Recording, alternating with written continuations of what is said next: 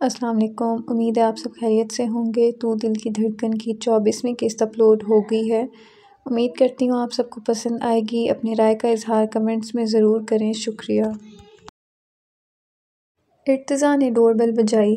کچھ ہی دیر میں فریحہ سستی سے چلتی ہوئی دروازے پر آئی اور دروازہ کھولا۔ وہ ارتضیٰ کو یوں سامنے دیکھ کر گڑبڑا گئی۔ ارتضیٰ جو آتے ہوئے کوکیز لایا تھا، اس نے وہ فریحہ کی جانب بڑھائے۔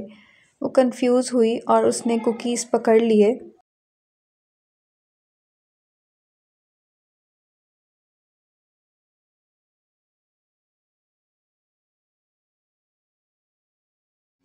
ارتضیٰ نے اس کو اپنی ٹی شرٹ میں دیکھا تو اپنی مسکراہٹ روکی اور آنکھیں چھوٹی کر کے اس کو گھورا۔ مس فریحہ، آپ کو پتہ ہے میری بھی بالکل ایسی ہی ٹی شرٹ تھی جو چوری ہو گئی ہے، اس نے اپنے مزاحیہ لہجے پر قابو پاتے ہوئے کہا۔ فریحہ نے خود کو کمپوز کیا۔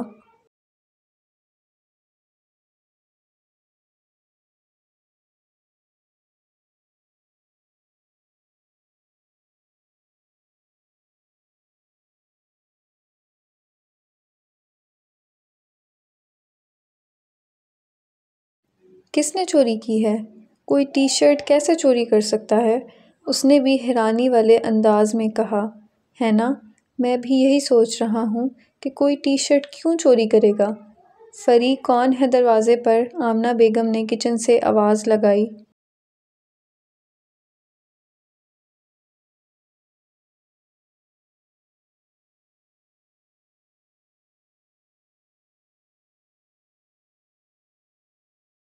وہ اماں ارتضیٰ ہیں، اس نے ان کو جواباً کہا۔ آپ کی اماں مجھے جانتی ہیں کیا؟ ارتضیٰ نے آہستہ آواز میں فریحہ سے پوچھا۔ جی، میں نے بتایا تھا آپ کے بارے میں۔ کیا بتایا تھا؟ وہ اسی طرح ہلکی آواز میں بولا۔ یہی کہ ایک ارتضیٰ ہوتے ہیں جنہوں نے شادی پر مجھے بہت تنگ کیا، ڈانٹا۔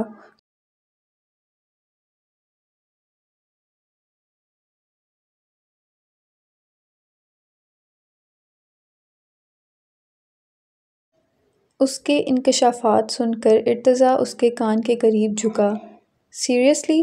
اس نے اتنی ہلکی آواز میں فریحہ کے کان کے قریب کہا کہ اس کی سانسوں کی تپش فریحہ کو اپنی کان کی لو پر پڑتی محسوس ہوئی۔ وہ خود کو نارمل کرنے کی کوشش کرنے لگی۔ اندر چلیں اب؟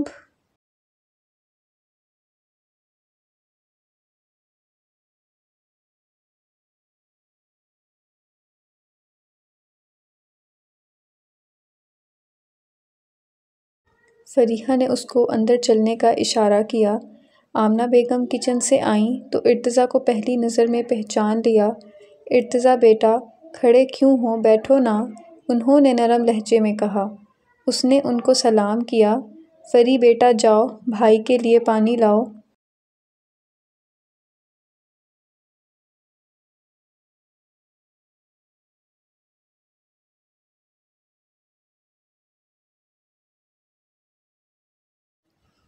آمنہ بیگم کے بھائی کہنے پر فریحہ اور ارتضیٰ نے ایک دوسرے کو حیران نظروں سے دیکھا اور دونوں ہی گڑبڑا گئے۔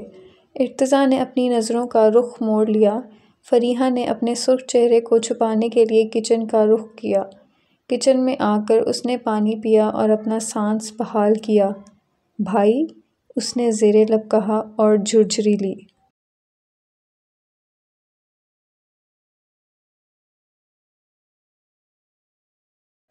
اماں بھی نا، کچھ بھی کہہ دیتی ہیں۔ اس نے فریج سے جوس نکالا اور لاؤنج میں بیٹھے ارتضیٰ کی جانب بڑھایا۔ آمنہ بیگم نے اس دوران ارتضیٰ کی ساری جانچ پڑتال کر ڈالی تھی۔ دیسی ماؤں کو چاہے جتنا ماڈرن بنانے کی کوشش کر لیں، چاہے کسی بھی دوسرے ملک بھیج دیں، وہ رہتی اندر سے ویسی ہی ہیں، بھولی۔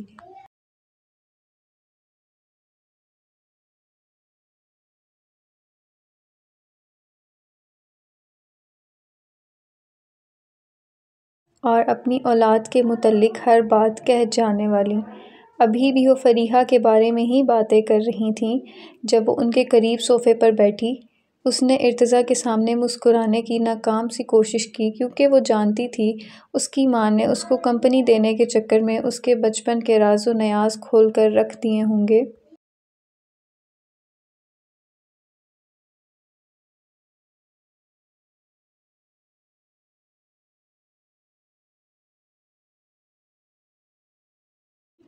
ارتضیٰ، پاکستان بات ہوئی آپ کی؟ کیسے ہیں سب؟ جی بات ہوئی ہے، علمہ اور زیان امریکہ گئے ہوئے ہیں اور دونوں ہی مزے میں ہیں۔ حدائق بھی شاید امریکہ ہی ہے کسی میٹنگ کے سلسلے میں۔ اماں کیک بیک ہو گیا ہے، آپ دیکھ لیں۔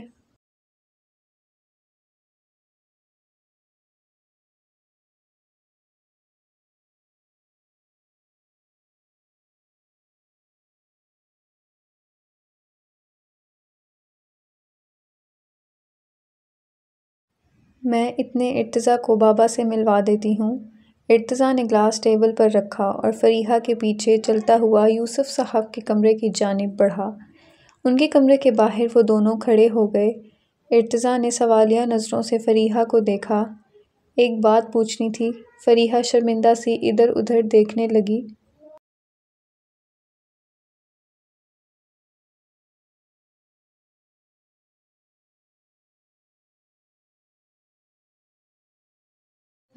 پوچھیں۔ اس نے اپنے دونوں بازو سینے کے ساتھ باندھ لیے۔ وہ ماما نے آپ کو کیا کہا ہے؟ اس نے نظر چراتے ہوئے کہا۔ ارتضیٰ کو اس کی شکل دیکھ کر بہت مزہ آیا۔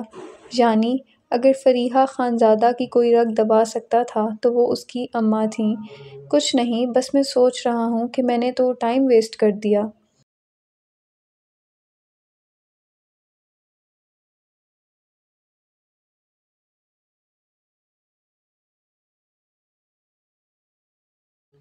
فریحہ نے ناسمجھی سے دیکھا۔ مطلب میرے سامنے اتنی انٹرسٹنگ پرسنالٹی کھڑی ہیں اور میں نے ان سے لڑنے میں وقت ضائع کر دیا۔ اس نے سیریس انداز میں کہا۔ دیکھیں اماں تھوڑی مزاحیہ طبیعت کی مالک ہیں، ان کی باتوں کو سیریس نہ لیجیے گا، وہ بس مذاق۔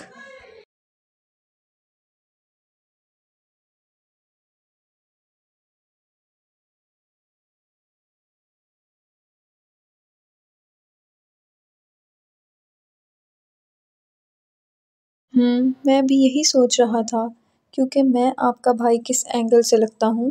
اس نے مسکراتی آنکھوں سے فریحہ کو دیکھا، جو اب سرخ پڑتی خواہ شرمندہ ہو رہی تھی۔ آئیں نا آپ کو بابا سے ملواتی ہوں۔ اس نے خفت مٹانے کو فوراً دروازہ کھولا اور کمرے میں آ گئی، جہاں یوسف صاحب بیڈ پر لیٹے کوئی کتاب پڑھ رہے تھے۔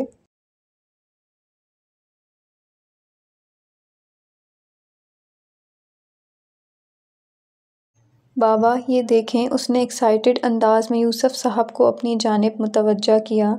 انہوں نے کتاب بند کر کے سائڈ ٹیبل پر رکھی اور فریحہ کو دیکھ کر مسکرائے۔ بابا یہ ارتضیٰ ہیں، آپ کو بتایا تھا نا میں نے؟ ہاں ہاں یاد آ گیا، وہی ہے نا جس سے آپ نے لڑ کر ونڈو سیٹ لی تھی؟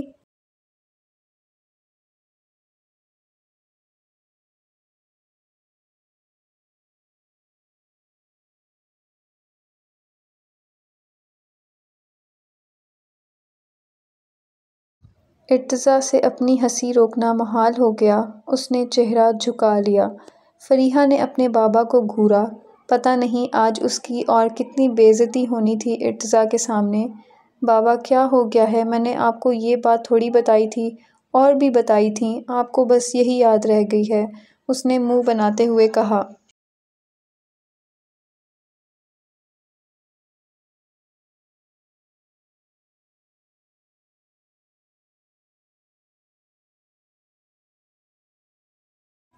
ارتضیٰ یوسف صاحب کے سامنے جھکا اور سلام کیا۔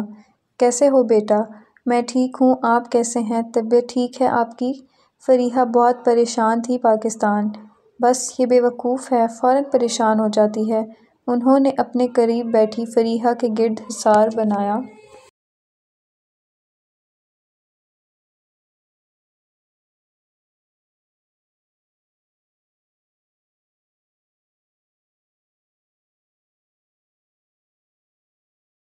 تھوڑی دیر اسی طرح بات چیت ہوتی رہی۔ یوسف صاحب نے ارتضیٰ کی پڑھائی کے متعلق سوالات کیے اور اس کی ذہانت سے کافی متاثر بھی ہوئے۔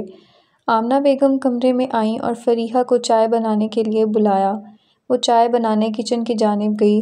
اس نے چائے ٹرالی میں سیٹ کی، ساتھ بیک کیا ہوا کیک۔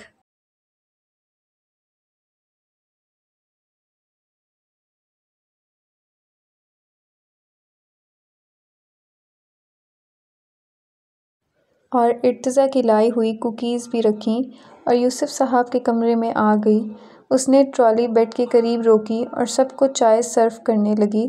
ارتضیٰ کو چائے دی جس پر اس نے آنکھیں سکیڑ کر دیکھا گویا کوئی شرارت نہ کر رہی ہو۔ فریحہ نے آنکھوں سے اطمینان رکھنے کا اشارہ کیا اور دوسرے کپ پھر یوسف صاحب اور آمنہ بیگم کو دیے۔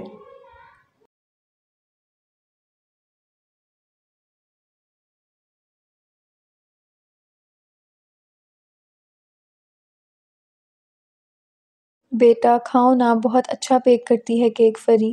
ارتضیٰ نے کیک کا ایک سلائس اٹھایا اور کھایا۔ فریحہ نے ارتضیٰ کو سوالیہ نظروں سے دیکھا۔ بہت اچھا، زبردست۔ ارتضیٰ نے فریحہ کی تعریف کی۔ یوسف صاحب اور آمنہ بیگم بھی مسکرا دیے۔ یوسف صاحب نے بہت غور سے اپنی بیٹی کا چہرہ دیکھا۔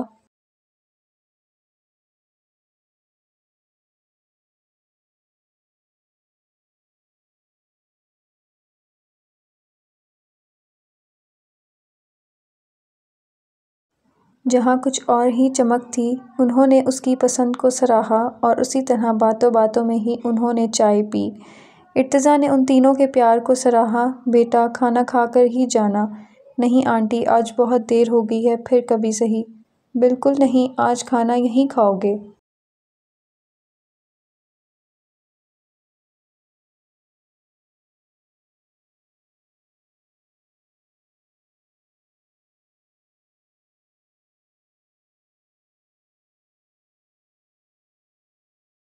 یوسف صاحب نے اصرار کیا۔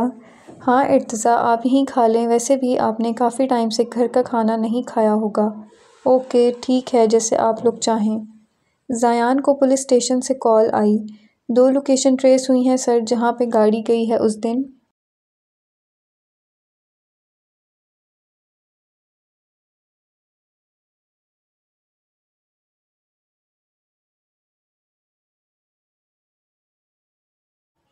بس اس لوکیشن پر ہم ٹیم لے کر جائیں گے، کوئی بھی نیوز ملے گی تو ہم آپ کو بتا دیں گے۔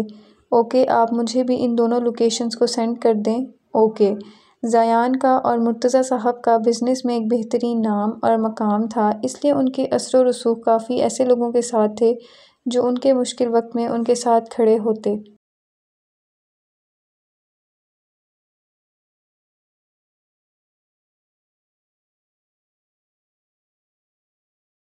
حدائق لوکیشن مل گئی ہے، بس ٹیم کو اکٹھا کرتے ہیں اور وہاں چلتے ہیں۔ میں اب اور علمہ کو نہیں چھوڑ سکتا۔ پتہ نہیں اس کی طبیعت کیسی ہوگی، مجھے پریشانی ہو رہی ہے۔ اس کی تو اچانک ہی طبیعت خراب ہو جاتی ہے، اس نے سامان اکٹھا کرتے ہوئے پریشانی سے کہا۔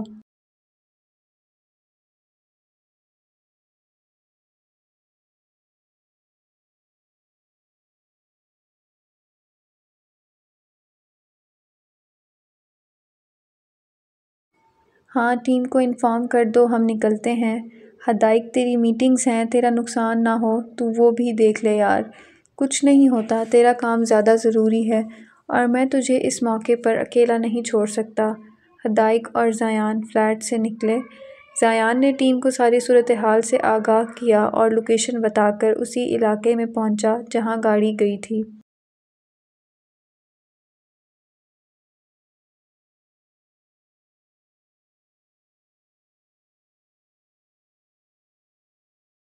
وہ ایک انڈسٹریل ایریا تھا اور وہاں لوگوں کا ہجوم، لیبر طبقہ کام میں مشغول تھا۔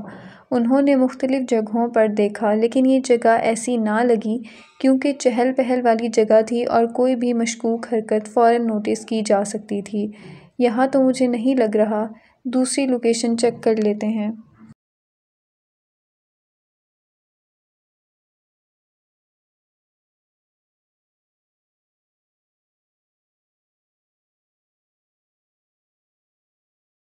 زیان نے ٹیم کو اشارہ کیا اور دوسری لوکیشن کی جانب گاڑیاں دوڑائیں۔ کچھ ہی دیر میں وہ لوگ ایک گنجان آباد علاقے میں پہنچے۔ زیان گاڑی سے اترا اور ارد گرد کا جائزہ لینے لگا۔ اس کو محسوس ہو رہا تھا کہ یہی وہ جگہ ہے جہاں علمہ ہو سکتی ہے۔ اس نے ٹیم ممبرز کو ہر طرف بکھیر دیا اور چیکنگ کرنے لگا۔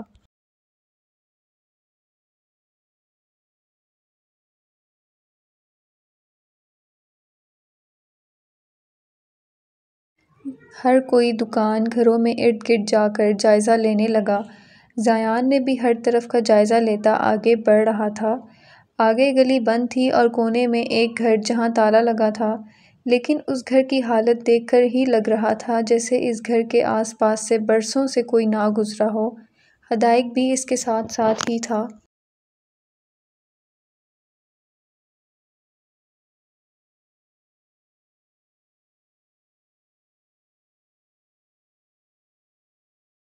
زیان، ادھر ادھر سے کچھ پتہ نہیں چلا؟ اب ایک ہی جگہ ہے، اس کو بھی اچھی طرح دیکھ کر تسلی کر لو، پھر پولیس اسٹیشن چلتے ہیں۔ یہ گھر کافی پرانا ہے اور تالا لگا ہوا ہے، اس کا تالا توڑنا پڑے گا۔ اس نے 2 پولیس اہلکاروں کو بلایا اور تالا توڑنے کا کہا۔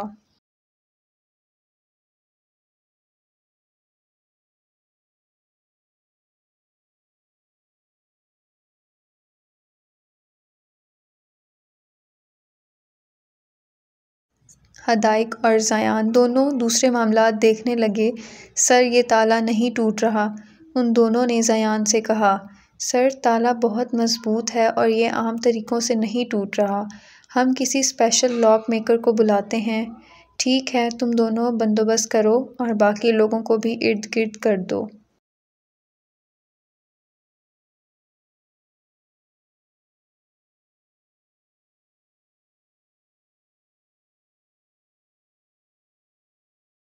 لیکن اکٹھے ہو کر سامنے مت آئیں۔ اگر وہ ارد گرد ہوئے اور اس طرح انہوں نے ٹیم ورک دیکھا تو وہ لوگ الرٹ ہو جائیں گے اور ہمیں ہر حال میں ان کو خود سے دور رکھنا ہے۔ زیان اور حدائق اس گھر سے فاصلے پر بنی دکان کے سامنے بینچ پر بیٹھ کر لیپ ٹاپ پر کام کرنے لگے۔ باقی کے افراد ادھر ادھر ہو گئے۔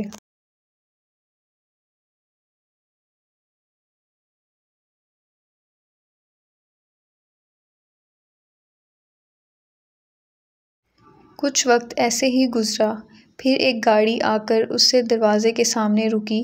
2 افراد ارد گرد کی صورتحال دیکھ کر تالا کھولنے لگے اور اس گھر میں داخل ہوئے۔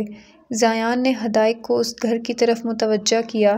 اس گھر میں 2 لوگ داخل ہوئے ہیں حدائق، ہمیں دیکھنا چاہیے۔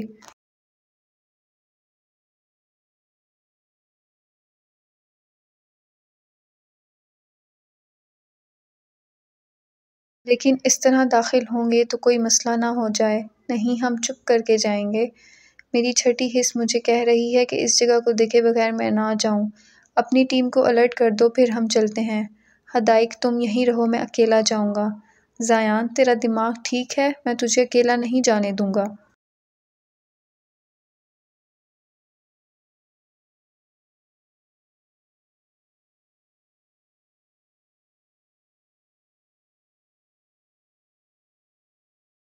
ہم ساتھ چل رہے ہیں اور اب اٹھ فوراً۔ انہوں نے اپنا سامان سمیٹا اور ٹیم کو اشارہ کیا اور دونوں ہی چھپتے چھپاتے گھر میں داخل ہوئے۔ وہ دونوں آدمی فون پر کسی سے بات کر رہے تھے اور ان کے ہاتھ میں کھانے کے بیگز تھے جو وہ حامد علی کے کہنے پر علماء کو دینے آئے تھے۔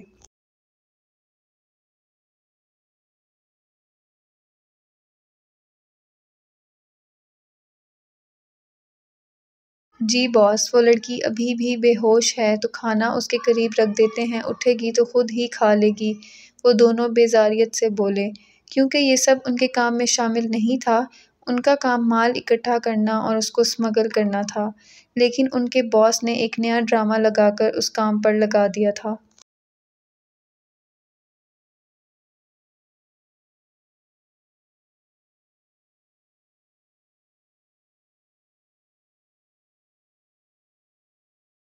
زیان اور حدائق دروازے کے قریب چھپ کر کھڑے ہو کر ان کی بات اور تمام کارروائی دیکھ رہے تھے۔ لڑکی کی بات سن کر زیان الرٹ ہوا، لیکن وہ لڑکی کو دیکھ نہ سکا کیونکہ وہ دونوں اس کے سامنے کھڑے تھے۔ نہیں، جب تک وہ ہوش میں نہیں آتی تم لوگ وہیں رہو گے۔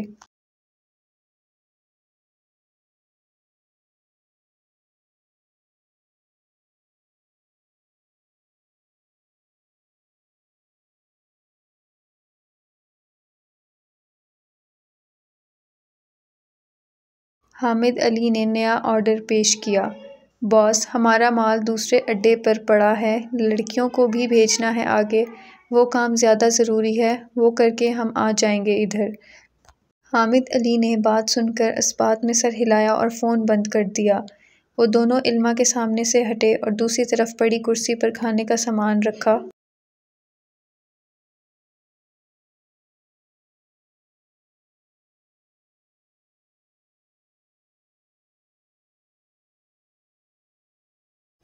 دوسرا آدمی جب علما کے قریب سے گزرا تو اس کی ٹانگ پر پاؤں رکھتے ہوئے گزرا۔ زیان نے ان دونوں آدمیوں کے ہٹنے پر جب علما کو زمین پر بے حال انداز میں دیکھا تو وہ سکتے کی حالت میں آ گیا۔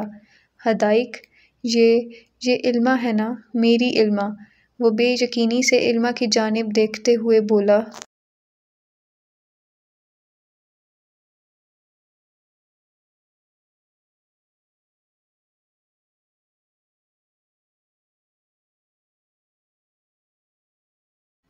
حدائق نے بے بس نظر علما اور زیان دونوں پر ڈالی۔ زیان فوراً آگے بڑھا اور اپنی ٹیم کو اندر آنے کا میسج دیا۔ وہ دونوں جیسے ہی مڑے پیچھے دو آدمیوں کو دیکھ کر الرٹ ہو گئے اور اپنی پسٹل گن ہولڈر سے نکال لی۔ زیان اور حدائق دونوں ہی آگے بڑھے اور ان دونوں آدمیوں کو کنٹرول کرنے کی کوشش کرنے لگے۔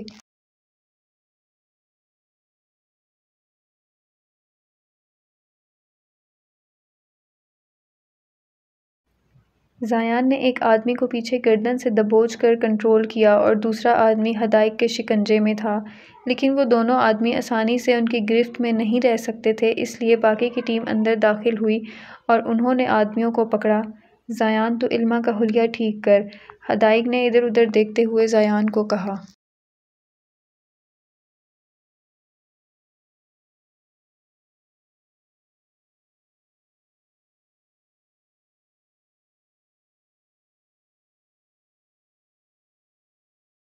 زیان فوراً علما کی طرف بھاگا۔ وہ دوپٹے سے بے نیاز بکھرے ہوئے وجود کے ساتھ کونے میں پڑی تھی۔ اس کی حالت دیکھ کر زیان کی آنکھ سے آنسو گرا۔ اس نے فوراً اپنی شرٹ اتاری اور علما کو اچھے طریقے سے لپیٹ کر گود میں اٹھایا اور باہر گاڑی کی جانب بھاگا۔